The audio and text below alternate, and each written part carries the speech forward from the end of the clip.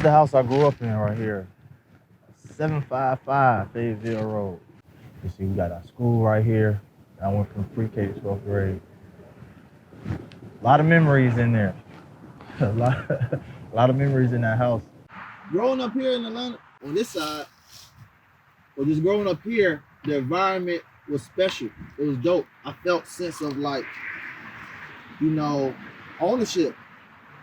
Even if I didn't own it, it was just community life that really gave me my grounded roots, especially in business, because I grew up around all the movers, the shakers, the hustlers, the entrepreneurs, you know what I mean? And I just gravitated to those type of people, and I learned. I just to sit there and be a sponge and absorb at a young age, just enterprise and hustling. You know what I mean?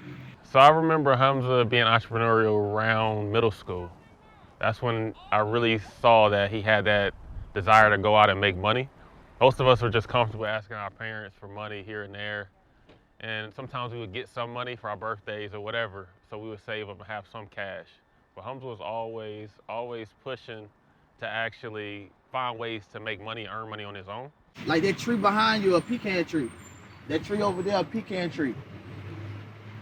I used to pick up all the pecans around here on all the yards when I was like in second grade, and I used to shell them. Then I used to break them in half, put the peanut butter on top, in the middle, put it back in half, drop it in the chocolate, white chocolate, drop it in the milk chocolate, put them in the freezer, put them in sandwich bags, sell them for like $10 to the teachers at school.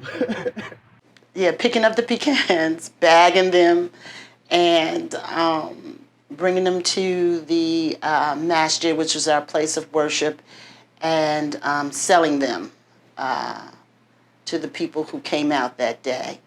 So again, it was always something that he could lend his mind to make some money. I don't know what he was driven about money so much. He wasn't paying any bills. But again, just being able to have that satisfaction of organizing, producing, and then getting somebody to actually purchase from him. I ain't had a schoolwork, but I had some chocolate covered pecans. So it's like, I love the process of business. I enjoy the process way more than proceeds. I love how to put things together, started from scratch. And once it like monetizes, or once I'm able to take an idea and turn it into a realization, then it's like, let's move on to the next now. But yeah, man, it's just so many opportunities, so many ways to make it out here. Man, we start selling bottled waters. We'll make bottled water. I used to sell peanuts. I was 10 years old selling peanuts. Making $50 a day selling peanuts. At 10 years old, that's pretty good money, $50 a day. You know what I mean? 10 days, that's $500.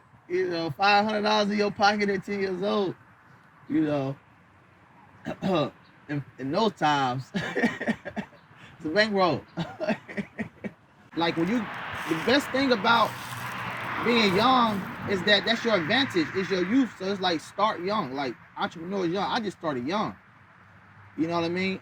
And I experienced so much stuff at a young age, so where I'm still young now, but it feels like I'm seasoned. You know what I mean? And it's like, the dope part about it is it's just begun. it really just begun. So it wasn't just my parents that raised me, it was the community that raised me. You know what I mean? It was my environment that raised me. And luckily I was in not the best environment, but within the community life of all the Muslims and our schools and our own meat market and our own restaurant, and it create our own sense of ownership within, in the ghetto. I don't know the way they say it, in the hood, you in the hood, but then you have your own, camaraderie in the hood that's established, and it gives you a sense of security, and it opens up opportunities. You know what I mean? Me just being raised Muslim created me to have a strong network. Hamza has had, I would say, many mentors. People have taken him under their wing to show him business show him the power of controlling your own destiny, creating your own empire of ideas, of initiatives, of projects. Askia Bashir, legend. Askia Bashir, legendary. He taught me everything at 17, 18 years old about bonds, about opening a bank account, about business credit, just about being vertically integrated.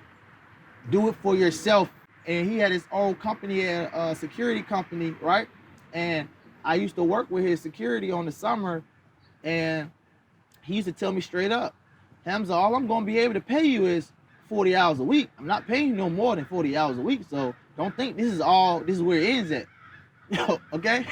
And it was like, it made me look at it like, well, damn, you right. You only gonna pay me more than 40 hours a week. So it's like, it made me feel like, okay, how much time do I have? How much time I have to create means for myself? And I started looking at things from a different perspective. But I was like, I don't want to exchange all of my hours for work, or I got to put so many hours in to get paid for my hour. Okay, what product can I sell? What service can I create? I start digging down that hole deeper, and it was just coming left and right.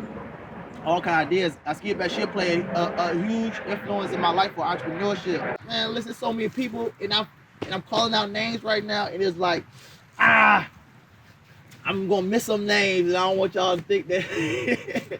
No, but Brother Nazim Muhammad, that's somebody I lost Brother Nazim, like a father figure, uncle, friend, business partner. Nazim Muhammad, who was an entrepreneur. He sold T-shirts. They had a T-shirt business and then a clothing store. Brother Nazim was the kind who would mentor, support, and it's something as a young man Hamza needed. When you talk about learning the art of selling, and just having that hustler ambition, man, I got it from him. I worked at his clothing store at 15 years old, running one of his stores out there when I was 17. At Fairburn, where I was generating crazy amount of sales for him, but he just taught me the art of selling and engaging with customers and being a people's person, and how to build rapport, how to make people feel good. You know what I'm saying? Like that was a skill that he installed into me that really, I still use to this day. Just for his interaction with people, I'm a people's person, and I like to talk to people. I like to explain things. I like to show other ways, and I just like to, network. So I use that as a beneficial tool for me to help my businesses grow and stuff like that. There's probably lots more people like that, because we come from a line of entrepreneurs in our community. There was a philosophy in the Nation of Islam, up you mighty people, you can accomplish what you will. And these are seeds that were sown in us, his family, his mother and father, who were young, and I think we just passed that on to our children, to do for self. And Hamza certainly has that spirit of producing for himself, self-made, didn't follow a traditional track for business. I didn't either. His father didn't. And so it was this idea of getting outside of the box and creating your own seat at the table is a driving force for us. I would attribute it to his family. I mean, Hamza comes from a father who was an entrepreneur, an independent contractor and businessman, and a mother who was an entrepreneur, owner of education products and businesses. So he's seen it all his life. I started a business early on in real estate. He was a part of that, connected to it easily. So he's seen the entrepreneurial spirit in his family and in his community, and I think he's just a natural at it. He's taken to it. I didn't grow up with what much means for us, like finances or money. Grew up with much means, but I grew up with, like, I was inherited, not a trust fund baby, or did get millions once my father passed, or from my family passing on. That didn't come from that. You know what I mean? Like I was inherited with wealth, like honesty, integrity, smart work, you know, work ethic. You know what I mean? Those type of principles and morals that I was just installed with, that was my wealth. You know what I mean? And I monetized it. So that's what I'm grateful for, is that I was inherit that type of wealth, because I could pass that on to my family, and my family, my son's family or my children's family could pass it on to theirs. That's what it's about. Like, Atlanta's home to me. It built that entrepreneurship, that ambition in me. I remember he started a t-shirt company, and he actually found a way to open up a shop here in Atlanta where he was selling his t-shirts out of the shop. That was the first time I ever saw a business up close. The first time that I noticed Hamza taking business to the next level was when I was traveling. I was living in the Middle East, and a group of young men who were traveling with me, they got a shipment. They got a shipment of shirts that came in. And those shirts happened to be designed by, produced, and sold by Hamza Sabri. I didn't know it at the time, but it was by travel that I came to realize how serious he was about his business, how serious he was about design, creating his own product line, and making sure that it wasn't just a local product, but an international product. So very impressed early on by Hamza. I think he was maybe in the 10th grade when he started that company. I remember the time when he was 16 and he talked the community leaders into leasing him a building. He talked another business person in our community to advance some merchandise, and thus he opened a store. This spot right here is a clothing store I had when I was 16. I was in high school. I was in the 10th grade when I started this company called Taqwa Clothing. It actually was a brand clothing line, but I turned this building right here into Taqwa Clothing Store. I sold white t-shirts, socks, hats, man, just all types of type of accessories and different like new popping clothing lines that was out in Atlanta. Like I was just selling them here out the store. And my mom made me close it down because my grades wasn't right. You know, my grades weren't right, but the store was booming though. I remember he didn't do something he was supposed to, and he wound up on punishment and couldn't open up his business that day for the next couple of days. And that was right around that time, like the franchise boys. I slang in my white tee. I ain't get my white tee. Yeah, man, it was slanging white tees. That's all I was doing, slanging white tees, t-shirts, socks, or whatever. And that was like one of my big like accomplishments, to like at 16 have my own brick and mortar building on my own, with my own finances, my own money out of my own pocket. My mom didn't give me anything. I didn't get any handouts.